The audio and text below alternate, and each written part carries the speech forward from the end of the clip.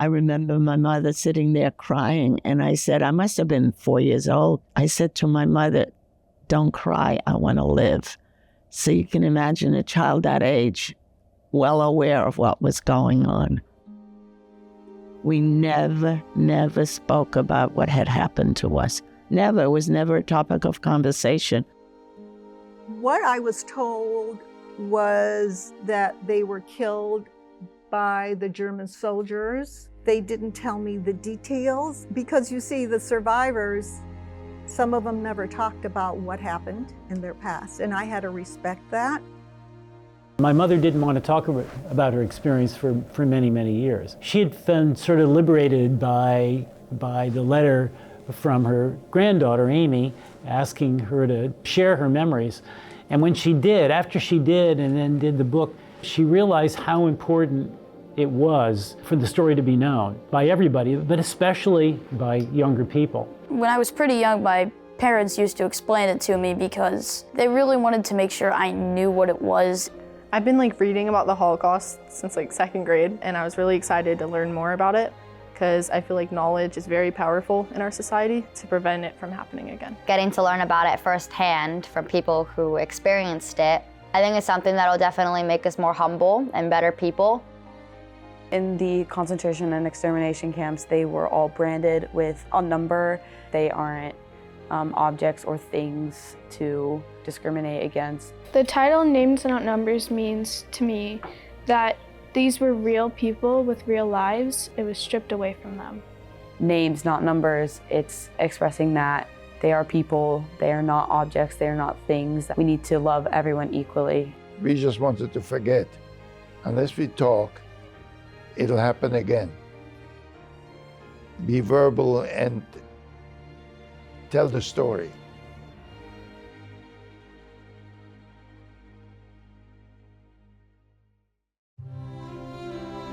This morning we're going to begin a journey participating in the Names Not Numbers program.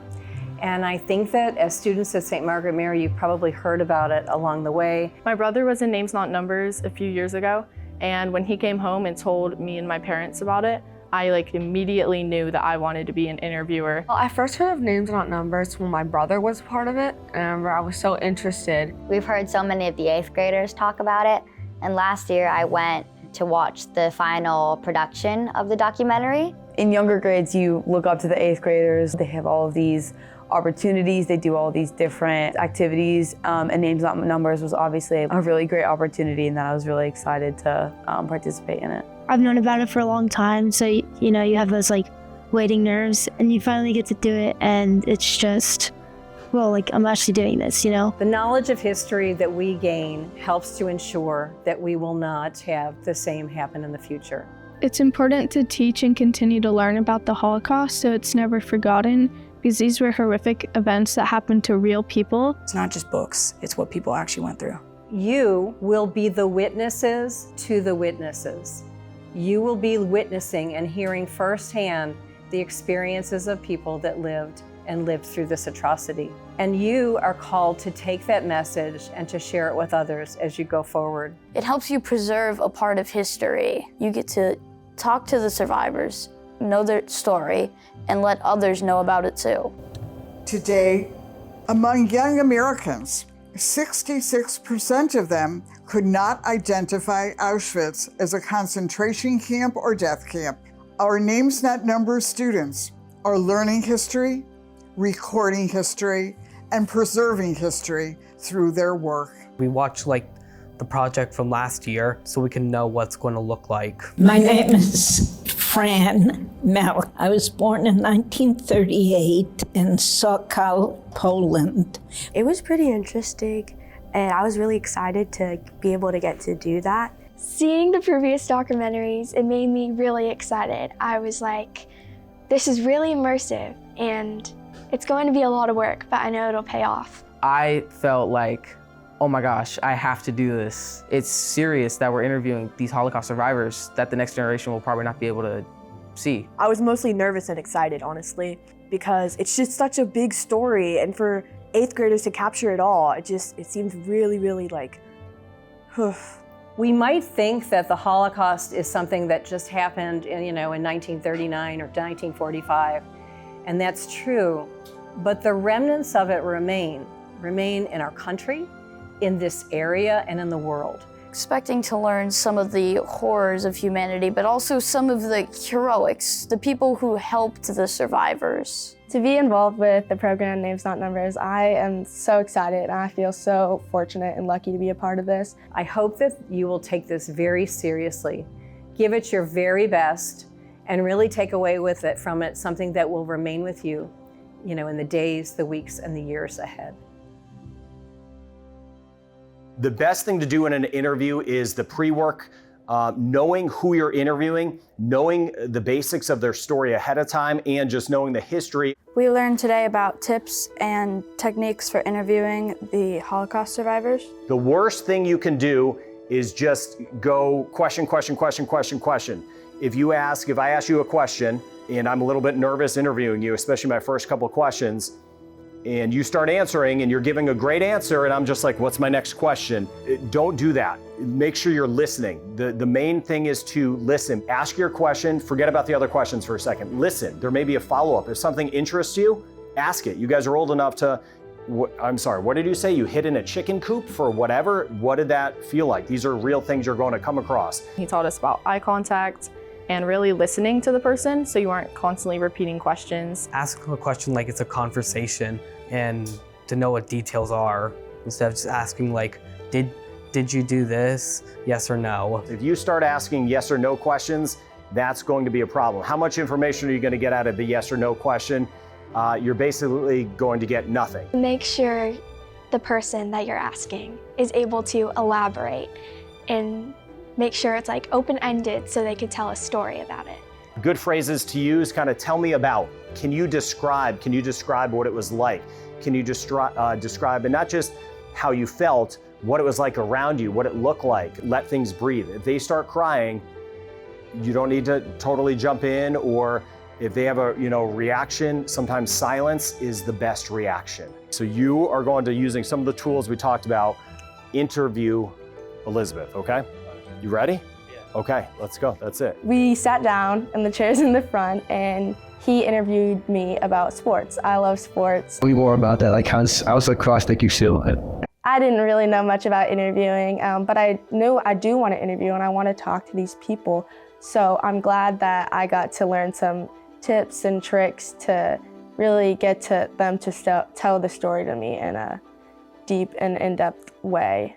Even though she's looking forward, as far as the 2D image is concerned, you could say that she's looking to the right, yep. If you put more space in front of the direction she's looking to the audience, it just makes them pay attention more. It makes them feel like they have more access to the conversation. Before the interview, we learned about how to manage the cameras. We were shown how to zoom in with the cameras and make sure they're in focus. We learned that you want more space in the direction that they're looking for the interviews when filming. Let me just show you what the opposite of what I'm describing. If the person's on the same side as the direction they're looking, it kind of looks cut off, or maybe something's about to happen in the background, but it just doesn't really work for documentaries. So I haven't really used cameras like this before, and setting it up was a pretty cool process. My mom taught me a bunch about cameras, and she still takes a lot of photos with her cameras. I learned a lot from it, and I feel like today coming in, I had a lot of experience with the cameras beforehand, so I feel like that made today a lot easier. Each student was assigned a Holocaust survivor from the United States Holocaust Memorial Museum. We looked at the biographies, we researched their life and their experiences during the Holocaust, and we created research papers about them, and we sort of got to know them in a way. You get the choice between editing, filming, and interviewing are together. If there's too many interviewers, then you get chosen for note-taking. They had us write down what we wanted to do, why we wanted to do it, and what we didn't want to do, and why we didn't want to do it. I had the job of taking notes, so basically we put the timestamps there so when the editors come, they can just go to that time and then put in the text. We're going to be working as a team, especially as our last year before we graduate, and I think it's going to be a very special experience for us to bond and work together. I was nervous and excited, but more so nervous. I interviewed Suzanne Schneider. I was feeling a little bit nervous, but I knew it was going to be a good experience, so I was kind of excited. I interviewed Gail Sussman, who talked about her mother and father's Holocaust story. I was feeling a little bit nervous, but they made me feel comfortable during it. I interviewed Greg Dawson, who told his mother, Jana's story. I get a little nervous in front of cameras and other people. Harry made me feel very comfortable, and he made some jokes and he laughed along, even if it was a very serious topic. We interviewed Harry Lowenstein.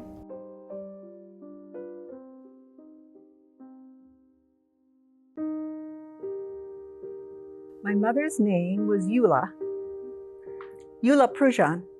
She was born in a small town called Niemencin, which was in the Vilna province in Poland, January 1925. I'm Candy Dawson.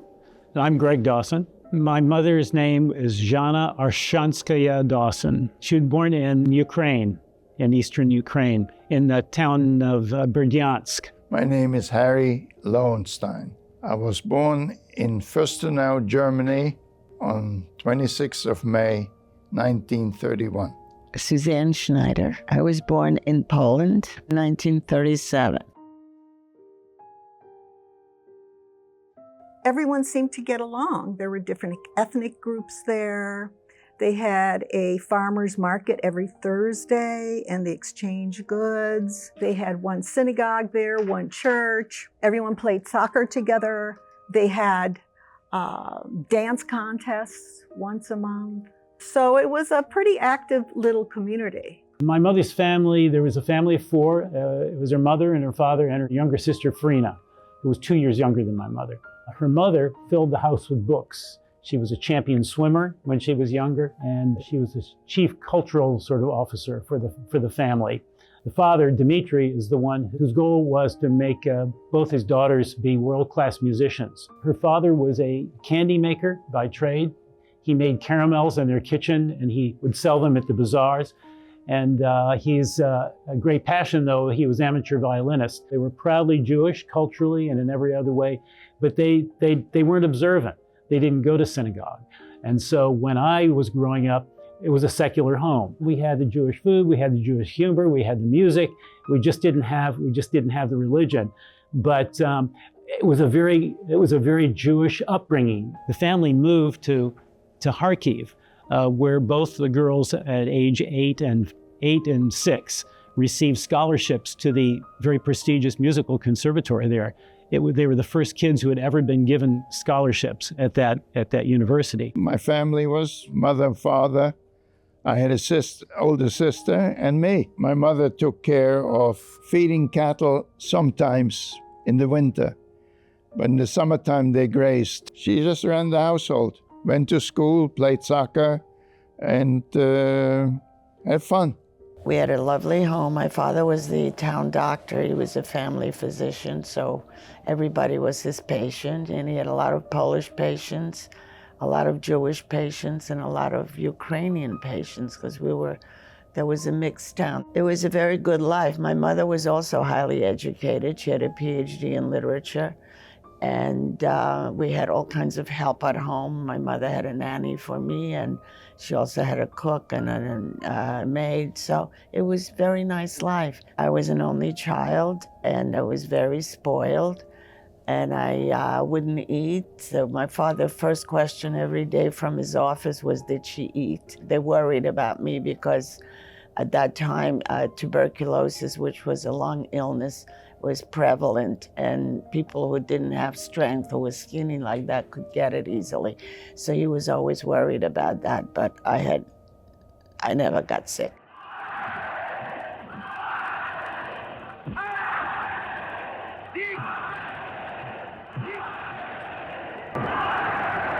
I only went to a German school the first and second year.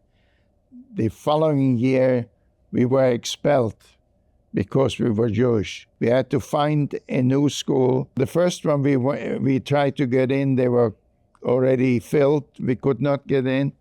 So the next one was 100 miles away in Hanover, so we had to go by train there, and we stayed there And my parents used to come to visit individually, so we got more visitation. 9th of November 1938, they came into the house and they confiscated anything of great value. It was returned to us about a few weeks later, but it's not nice if somebody comes into your house and takes whatever is yours. My father came into our bedroom, kissed my sister and me, said goodbye to my mother, and he was incarcerated at Buchenwald for 6 weeks. When he returned, he was a different man. My dad was a very interesting man. He was an actor. He was in the Russian theater, the Yiddish theater. And when he came home one day, his brother said, "We have to defend Poland, the Germans are coming." September 1st, of course, I didn't know dates. I was too young, but I know now. Hitler marched into Poland, and that was the beginning of World War II. The Germans brazenly call it counterattack with pursuit. The civilized world knows it as the unleashing of unheard-of military might. With little to stand in their way, the Nazi divisions roar across the Polish countryside.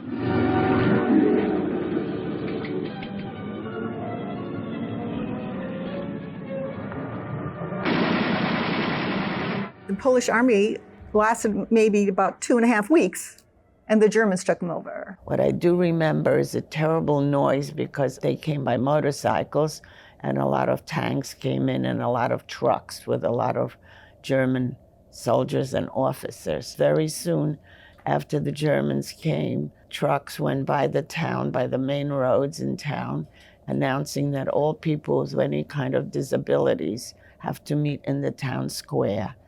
And I had an aunt who was my father's older sister.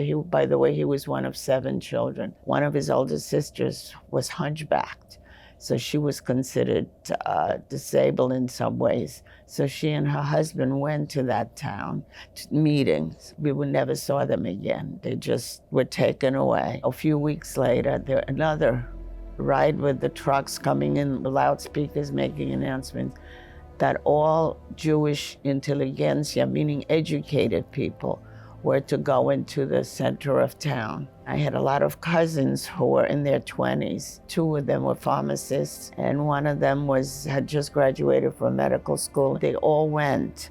But my father said to my mother, "You stay home, don't go, and I'm going to the countryside to treat my patients. I'm not going to be around." And sure enough, we never heard from them again. We never saw them again. I guess they were thinking that they went to labor camps, but apparently later on, we found out that they were taken to the woods and they were all shot. My father was taken as a prisoner of war in Siberia, of all places, in a gulag. People froze to death there. It was very hard labor. He had to chop down trees, and also he worked in a coal mine. My mother told me to go into the back room and not to come out till she told me when to come out. German soldiers came into the house and they came looking for jewelry. And my mother had put all her jewelry, had sewn her jewelry into her girdle that she wore under her skirt. And apparently they made her take it off. They must have felt it there and they took it off. And when I came out finally out of the room, she had a big gash on her head that the soldier had hit her with a gun, I suppose. The German army arrived in their town. It was quite sudden and quite brutal. They came in and very shortly after arriving, they ordered all Jews to register. They went around to identify them, they were looking for Jews, going to homes. Some Jews were taken away. They had to stay indoors a lot. And when they would, occasionally my mother would sneak out and she would look in the public plazas and she would see that there were bodies hanging off statues downtown and also hanging from balconies by rope. It was quite brutal. Her father revered the German musical culture. He ordered their piano from Germany, and he thought that the Germans were the epitome, the apex of culture because of their music. When they came to town, it was a complete contradiction of everything her father had told her, which was a shocking thing for them to try to understand. They assembled everybody and sent them to the town of Bielefeld, which was about 50 miles from where we lived. There they put us on a train. They told us in advance that we were going to Riga, Latvia. Jews in the town were ordered to report to the center of the city. To be transported, they were told, to a work camp where they were going to be made laborers. And so there were 16,000 Jews in Kharkiv who did that, reported to the center of the city with their meager belongings, really, only what they could carry. This is Jana and one of her best friends, Svetlana. 2 days before the Nazis rounded everybody up, Jana had come and given her this picture, and she wrote on the back, and she said that she didn't know if she would ever see her friend again, but never forget us. All the Jews were taken, first of all, to an abandoned tractor factory outside of town. It was a very bitterly cold winter, even by Ukrainian standards, and there were a lot of broken windows, no running water. It was really hardly any shelter at all. They were all housed there for a couple of weeks before they were taken the final short distance to the killing field. During that period of 2 weeks, my mother managed to sneak out a couple of times and go back to their home to look for food, like scraps, like potato scraps from the Germans' garbage cans or anything to take some food back. We got off the train, marched about 5 miles into the ghetto. My whole family, which were a total of 21, they assigned us to one apartment, which normally I would say is enough room for 4. So we had to sleep on the floor. We had to just make do with the best we could. After being there for a couple of weeks, they continued the final death march to the killing field, and it was at that point that she escaped through a bargain that her father made with one of the guards. He had traded his gold watch, given his gold watch to a guard so he would look the other way while my mother ran out of line into the woods. She watched her family march off into the distance, and she didn't know what to do except to go back to her hometown, go back to Kharkiv. She walked back, it was about 12 miles, and it was terribly cold. She couldn't make it in the one day, so she had to knock on doors to ask people if they would take her in and let her sleep there. And she had some doors closed in her face because people were very afraid. She eventually got back to her town, and she finally did find a family to take her in. They lived right down the street from their home, and it was the home of one of her friends in school. They're not Jewish. They bravely took her in, and later her sister found her way back to Kharkiv and joined my mother in the same home. We don't know how or when she survived. She always kept that to herself. In the ghetto, we had fabulous teachers. They taught us all the subjects you needed, and it was in German. However, they did teach us Hebrew as well, because you needed to pray. The Einsatzgruppen, they've come in, maybe get 20 boys to start digging pits, and then gather everybody to, at that time, could it be a synagogue or a town square, and they told everyone to bring their valuables, which they did. They herded everybody into that area, and then you see these big trucks coming in, and out comes the soldiers with their machine guns, and they shot everybody into the pits. Sometimes there were survivors in that pits, and they would save themselves. They were wounded, and they'd crawl out of the pits. But then the German soldiers, the Einsatzgruppen, would come back again to make sure that everyone was dead. There were about 800 people that were killed. Who survived was my mother, her sister, and Uncle Mike, and his older brother, Chana, but everyone was gone. Nemenchine was completely gone. One day, we told we have to leave, so we ended up in a place called Ghetto. We were moved into a little house surrounded by barbed wire and with guards all over the place. And I remember being with both my parents and a young lady who was pregnant. Her husband had been killed, and she was pregnant. She was a dentist, and both her parents. And we were all in this one room. They selected one person to stay up all night and listen to truck noise coming from the largest city, because that meant that German soldiers were coming in and they would grab anybody they could get a hold of. One night, my mother was on guard and she heard the trucks and she woke us up, and they had a hiding place up in the attic. There was a ladder and we climbed up the ladder, and the 6 of us went up there. My parents were fortunate. Had they had a baby or a younger child, it would have been almost impossible, but I knew enough to be quiet.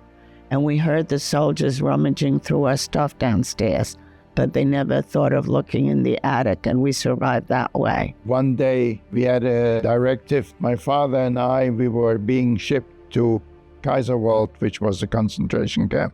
My mother and sister arrived in the women's camp a few weeks later. Conditions were terrible. We had lice, we had fleas. Sanitation was almost none.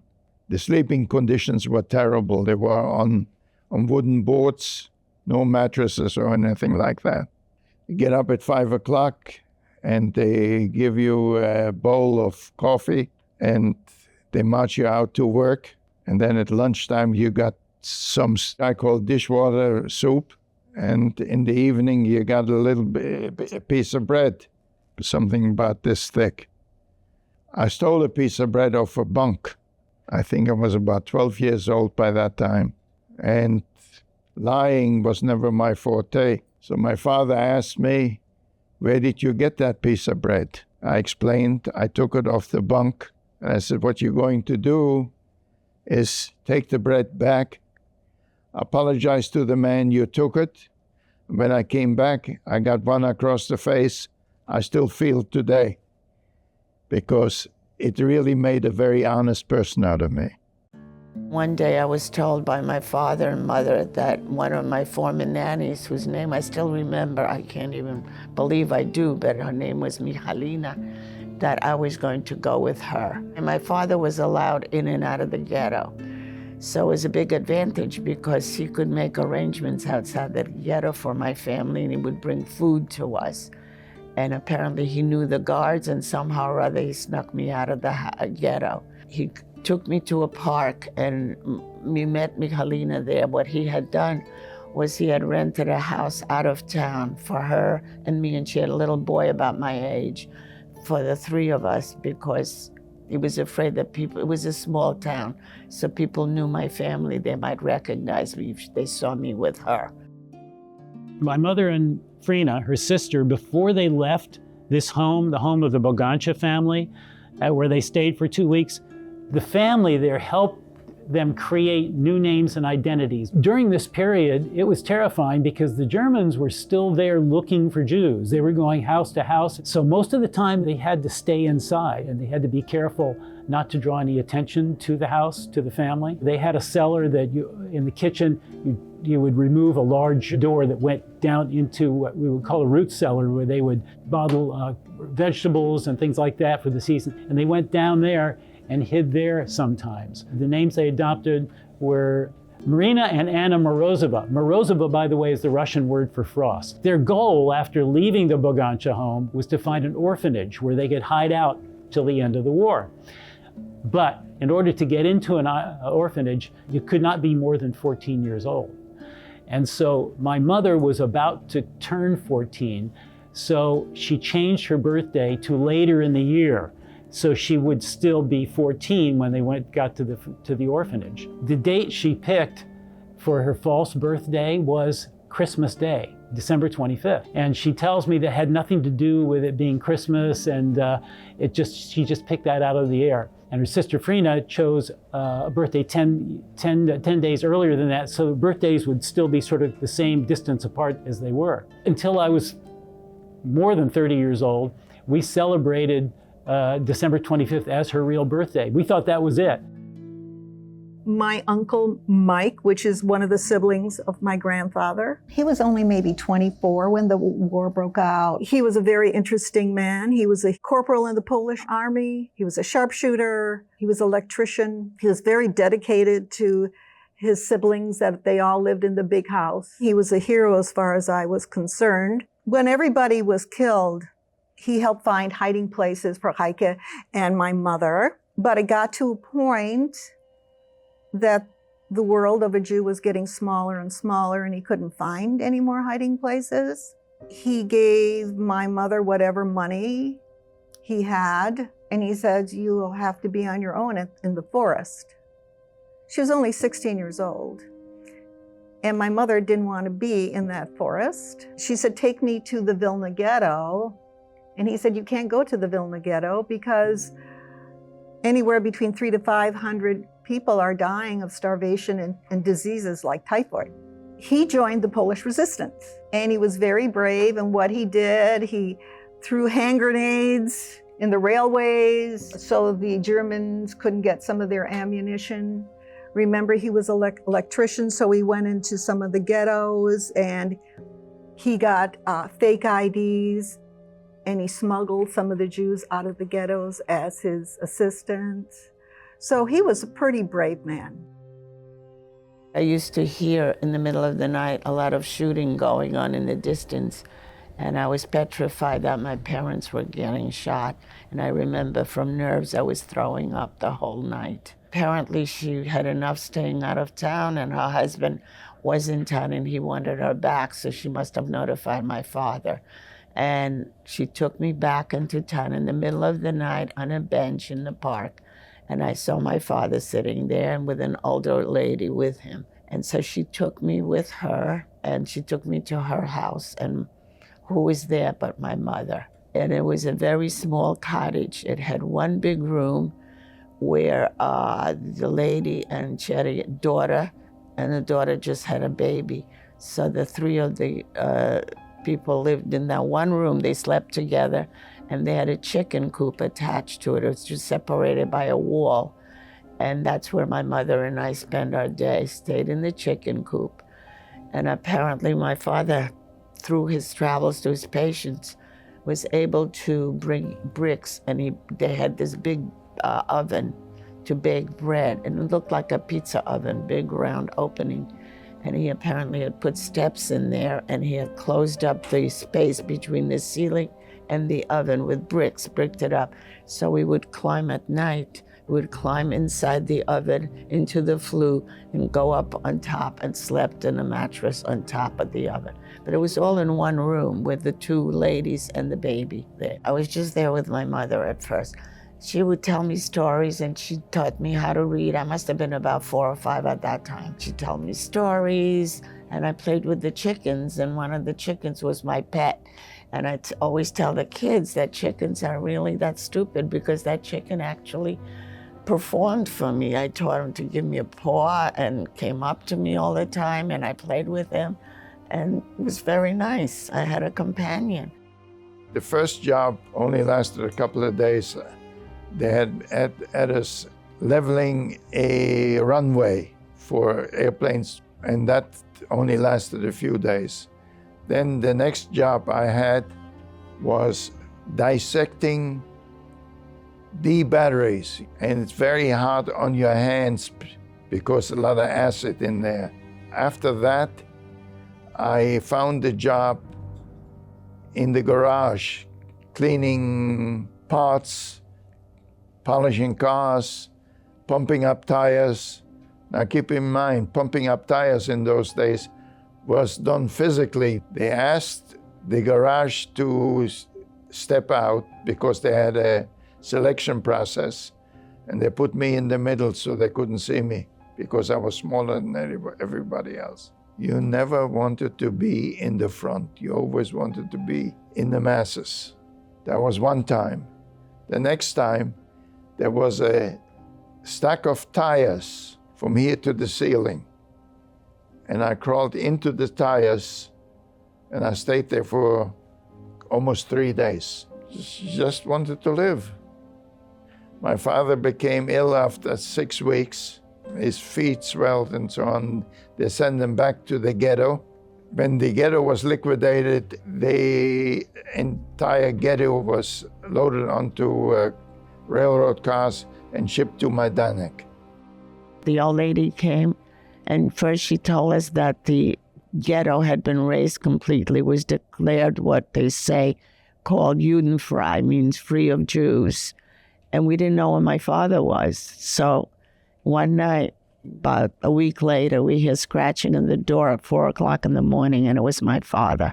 He was able to join us. One day, I hear this screaming chicken is screaming bloody murder, flying into the chicken coop and followed by a German Shepherd dog.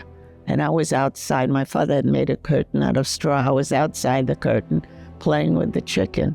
And if the German officer would come in after the dog, that would have been the end of it. But luckily, the dog was so well trained that when the officer whistled, the dog went back.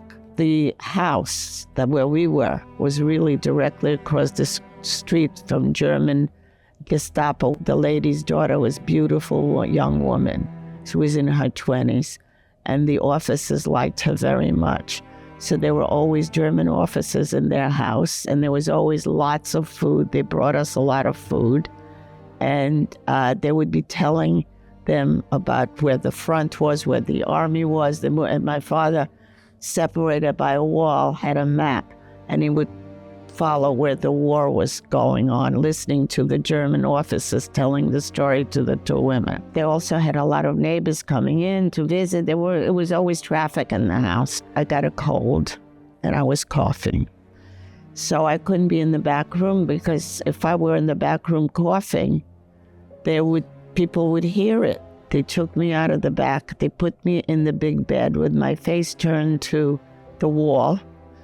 And they made up stories that I was a cousin who had come from the countryside, and that the cousin's parents couldn't take care of me, and that's why I was there. But I was not allowed to turn around to face anybody, because I might have been recognized. So I knew enough. See, that's what I'm saying. I had several advantages that a lot of people didn't have. One of them was that I was old enough to understand to be quiet when I needed to be quiet, which was all the time, actually. The war had destroyed so much that the orphanages and hospitals and all sorts of public institutions, they had so little. And my mother described it as a terrible place. The director did everything he could, but there was very little food. She remembers eating mostly rotten cucumbers, and there was very watery milk.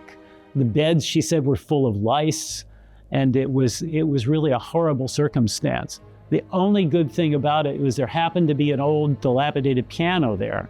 So they were able to entertain themselves and entertain entertain the kids. The director of the orphanage was so impressed by their playing that he decided he needed to get the piano tuned. He said, you and your sister can't stay here. You must come to town and join a musical troupe there. You'll have a much better place to live. It was the town of Kremenchug, which was an occupied city, occupied by the Germans. My mother didn't want to do that. By the way, my mother, 2 years older than her sister, was really the one in charge. She was only 2 years older, but she was much more mature than her younger sister, Frina. So she made most of the decisions and judgments, and she knew that if they didn't go to town, to where they could live in much better circumstances and perform, it would look suspicious. They were celebrated by the German soldiers, and there were also Italian soldiers there at the time, and they became big celebrities. They would perform, and after these concerts, sometimes they would go back to their room,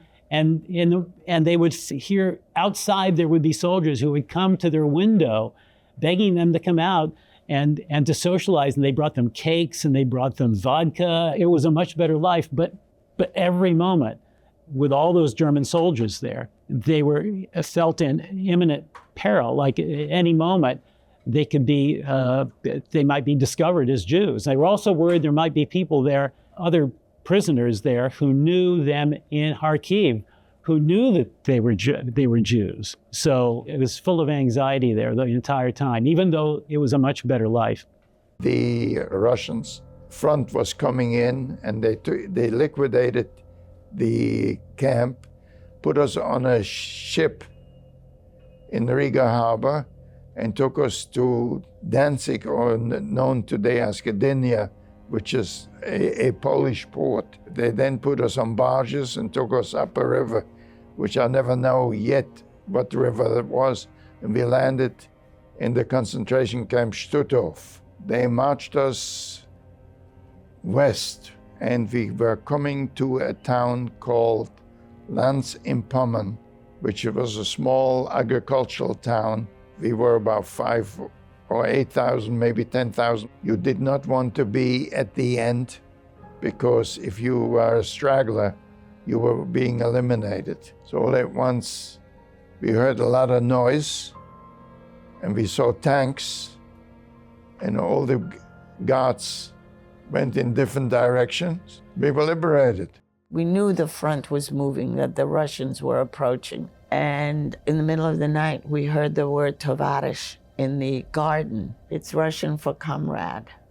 And we knew it was Russian, so we all three came out of hiding. They realized, they knew who we were, that we were Jewish people hiding there. And they were hugging and kissing, and we were so happy to see them. And all of a sudden, my cousin, whose mother, if you remember, I told you at the beginning, she was hunchbacked. So he lost both his parents, and he shows up alive. So, of course, we were thrilled to see him. And the front moved back. The Germans were coming back, so we ran away with the Russian army. And it was in Poland in the winter, and the roads were not paved, and it was big mud and a lot of snow still. And my cousin never let me forget. I was very little, and he carried me on his back, and forever for his life. He died at 91. He always reminded me, remember, I carried you on my back. They had been taken ultimately by the Germans to Berlin, where they continued to play. The Germans still didn't know that they were Jewish. Right before the end of the war, before the Russian army got to Berlin, they got on a train with mostly Germans and were taken south to Bavaria, near Munich. When they learned that the war had ended, their first goal was to find the American. And so they wandered around looking for Americans, and ultimately they did find them. She went into an office, been directed to the office of one of the American officers. She went in, he had his feet up on the desk. And she was shocked, and she thought that was hilarious. And then they started speaking English to her, and she said, "That can't be a real language, it's ridiculous." So she thought everything about the Americans was very, very curious and amusing.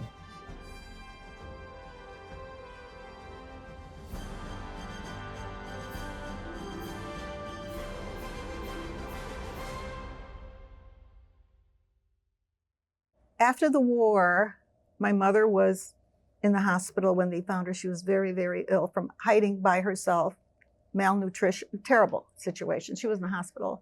Uncle Mike went back to the big house, and there were strangers living there, and all the furniture was gone, and the silverware and the paintings and the beautiful rugs that they had. And then he went outside the house, and a neighbor came up to him and he said, "Mike, what are you doing here?" I thought Hitler killed all the Jews. The Red Army, or the Russians, brought us back to health, and then they sent us free. There were 6 of us we came from the same theoretical area in Germany. And first we traveled to Lodz and Warsaw to see if anybody was alive. We didn't find anybody, so the 6 of us, we marched on towards Berlin. Unfortunately, they had already split up Germany into zones. And we were in the Russian zone, and we needed to get to the English zone. So the only way you could do that is at night, not to be seen. We went down a mountain, and on the bottom of the mountain there was a road, a creek, and a railroad track. And we started 9 o'clock at night. We reached the top of the English zone at 7 a.m. in the morning. And thank God, the Red Cross was there, and they gave us breakfast. We went back into town. About a week later, apparently, they pushed the Germans away. They found a few German officers in the movie house. And the next day, the whole town went to the central square, and all the German officers were hanging in the central square with the uniforms on, but they were hanging. Geneva Pact, anybody know? It has to do with treating prisoners with kindness or well. Well, I guess the Russians weren't listening to that. Anyway, we ended up back in our house, and I started first grade in a Russian school. That was good for about a year. My parents got the house back, and I had right away pets. I got a dog, I got a cat. Because I was an only child, they always felt I needed pets, which I did. My mother's parents and her grandparents were murdered at the killing field called Drobitsky Yar outside of Kharkiv. There were members of the extended family that did survive. She had cousins and aunts and uncles. They survived because they got out of Kharkiv before the Germans arrived. And other members of her family fled east to the Ural Mountains or Siberia. And then after the war, some of them returned to Ukraine, a number of others emigrated to Israel.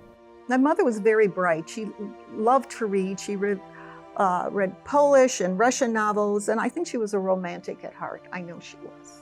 In the displaced persons camp, they had a dance once a month, and she went with her girlfriends. And then she saw my good-looking dad doing a really good tango. Tango was like a really popular dance then. And out of the blue, he just came up and asked her to dance. And she was like, oh, all the novels she read, the romance, right? There he is. A couple of months later, they got married.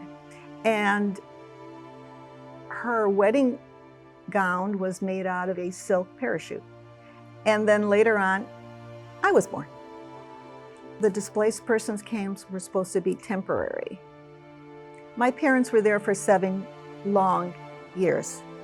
And so my dad, remember he was an actor, he really didn't have skills per se. So he got involved in the black market. And so he used to sell to the Allied troops gold and cigarettes and chocolates, whatever he could do. When you learn of all this tragedy and atrocities, how do you reconcile that with our faith? And so I thought that topic was too big for me. And so I asked Bishop Noonan if he might join us. I was excited for him to see kind of what we do with Names Not Numbers. And he graciously said that he would come by and just share some thoughts. And so I would invite Bishop Noonan to come forward. Thank you so much, Bishop, for being here. Thank you.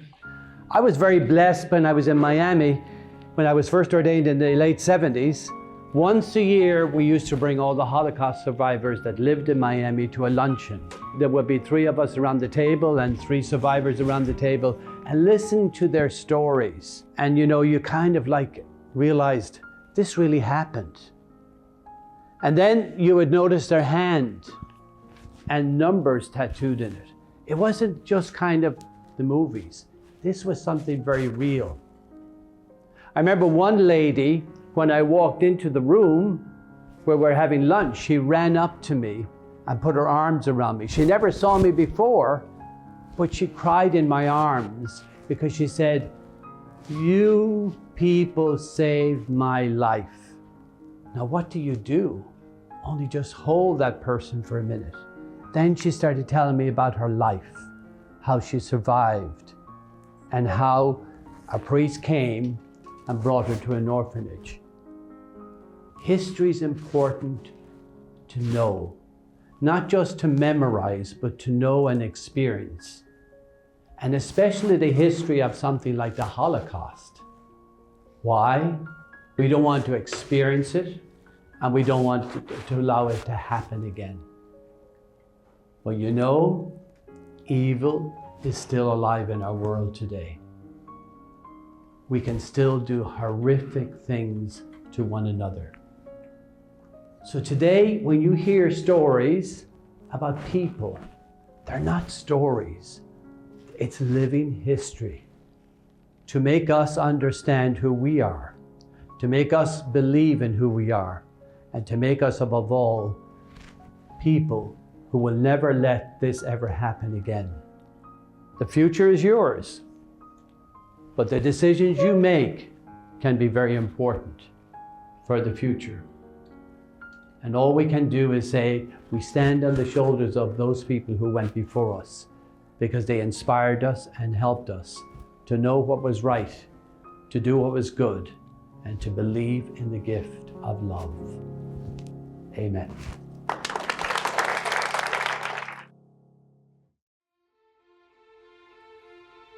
We moved out of the barracks into a small apartment. And I was raised by a German nanny for almost 3 years. Some of the survivors went to the United States. Some of them went to Israel, some to Australia, and my Uncle Mike and his brother Hunter went to Canada. There was a sibling who left for the United States before the war, and he found us. A social worker came one day, and they said, "You're going to the United States." My mother said, "Really? Where?" She said, "New Orleans." My mother said, "Where's New Orleans?"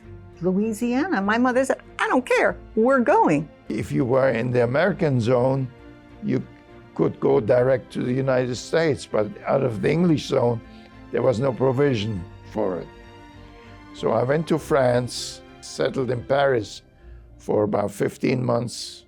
I had an appointment at the American Embassy, and I got my visa. I also got a ticket on a ship. The director of the displaced persons camp, whose name was Larry Dawson, who was actually the brother of the man who would become her husband, David. He was a music lover. He couldn't play a note, but he loved music, and he was determined to get them to America to go to the Juilliard. And so he got them on the first boat of Holocaust survivors to this country in May of 1946. The ultimate goal for us at that time was to come to the United States. My father had found out that one of his sisters, who had lived in France before the war, had survived. So we took the train and we ended up in Paris. After 5 years in France, they were able to get their visas. It took 13 days to get to New York. It was delightful to see the Statue of Liberty. I had a cousin and an uncle pick me up. We went on an ocean liner, then we got onto a big train, very big train. I remember the train was filled with refugees. And then I saw this very, very happy man. He was jumping up and down, and he had baskets and baskets of fruit and candy and stuffed animals. He was so happy to see my parents because he was the first sibling to go to the United States, I'd say maybe 8 years before the war. And this young man who had nothing became the CEO of Florsheim Shoes, which was a fairly reputable shoe company. And so he helped us out, yes. He had a farm in Virginia, in rural Virginia, and he had to stay back in Europe to finish up his work, but he sent them ahead. The same day they got off the boat, they ended up at a farmhouse in Virginia. And that's where their new life began. They hated the farm, by the way. They were performers, they weren't farmers, but it was a very loving family. After he returned from Europe, finished his duties, he took them around to get scholarships. He wanted to give them a scholarship at the Juilliard, and that did happen. They also had a scholarship to other prestigious places, but his dream was the Juilliard, and that did happen. And that's really where her life began, her musical life began, and she ultimately met his brother, my dad, David, who was a viola player, string player. And so we came to the US, and there, another language, another school. But I had a very good background in English grammar because I took it in France. So by the time I started school in the United States, I was 14, even though I didn't speak English well at all. As a matter of fact, I had a very thick French accent, and they called me Frenchie in school. But I did well because I knew the grammar so well. So I finished high school here. I went to University of Michigan. That's where I graduated from. My father did pass the boards in New York, and he became a medical doctor in the United States. And my mother went to Columbia at night and got her teacher's license here in the city of New York and in the state of New York. And she was able to run a kindergarten, to work in a kindergarten. So in 1952, the Korean War was on. I was drafted. So before I joined the Army, I wanted to see an uncle who lived in Dade City, Florida. We had a mom and pop store. He says, "Well, you're here, why don't you help me?" I sold a pair of shoes, I sold a pair of pants. I says, oh my God, this is a lot easier than what I'm doing. So a light bulb went on. I did my basic training in Camp Gordon, Georgia, or Fort Gordon today. I was shipped from there to Germany. In Germany, I was an interpreter for a few weeks, and I got in trouble. So they shipped me to France. And I spent 15 months in Orléans, France. Went back on a train, back on a ship, came home, was discharged. And my uncle picked me up at the train station. Go home, change your clothes because it's just before Christmas. He says, I need you in the store. So I went to work, and I'm still I've worked ever since, till I retired. My master's degree is in French literature and then Spanish secondary. So I was able to teach that, and I loved working with high school kids. I still love high school kids.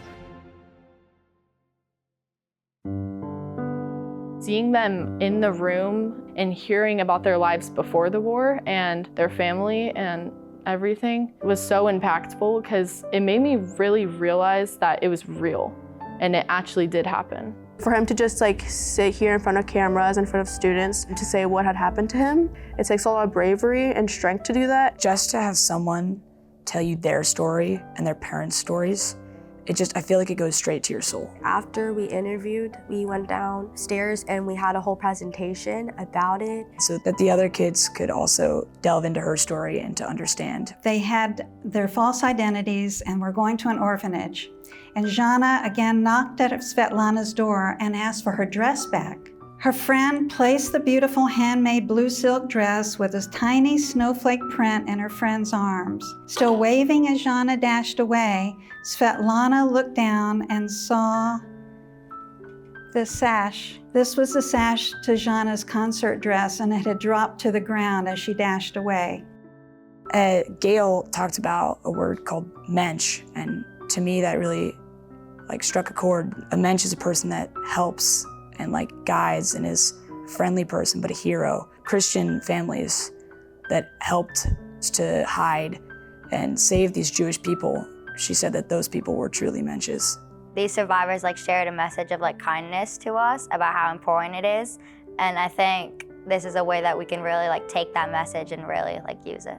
I think that this program really helped me learn better about this topic, and the fact that they are brave enough to stand up and tell their story is it's very impactful. And I'm really proud I get to do this. Mom, look what you've done. You have sent us out on this amazing mission to share your story, but also the story of the Holocaust in general to people, and it's never more important than it is right now. If we had more mensches during the Holocaust would have never happened. So if we have more of a kinder, gentle world and understanding our differences and not have our differences become hate and get more of a perspective of each other. That's what's important. Be kind to everybody and try to help people. My message is to respect everyone and to have kindness and not to feel any prejudice against any group, anybody, because people are people and they're made in their own way and they should have what is important to them without being penalized for it. I'm not overly religious, but if people are religious, well, why not respect that? Just have respect for other people. So you did it, Mom, and you really played such an important part right now in this chapter of Holocaust awareness and education. And I wish that you could be with us. Very often wish you could be with us to be part of this, and especially so you could play again. So